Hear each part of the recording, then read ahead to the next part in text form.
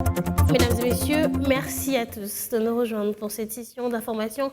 Le président du bureau de l'Assemblée provinciale du Kasaï-Oriental sur une chaise éjectable. La session extraordinaire ouverte doit statuer sur son sort après qu'un groupe de députés lui ont retiré leur confiance. Une franche veut aller jusqu'au bout avec cette procédure. La médiation tentée le week-end par l'évêque du diocèse de Mbujimayi, où le gouverneur de province semble n'avoir pas porté de fruits. Suivez ce reportage de Franck Bambi.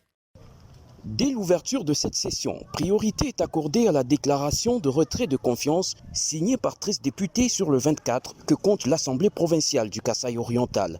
Une commission spéciale est créée pour entendre Athanase Kabongo Malebongo sur les griefs retenus contre lui. Les 48 heures dont il disposait pour se présenter devant cette commission expirent en principe ce lundi. Aux dernières nouvelles, l'homme aurait récusé cette équipe mise en place par la plénière. Il appartient désormais à cette dernière de décider du sort à réserver au speaker de l'organe délibérant. L'analyste politique Copernic Kabeya dénonce une tentative de déstabilisation des institutions provinciales. Je suis d'accord que les députés puissent déchoir leur président. Mais cela ne doit se faire que conformément aux textes légaux qui les régissent. Et je m'insurge contre toute tentative de déstabiliser les institutions de la province, et surtout pendant cette période électorale.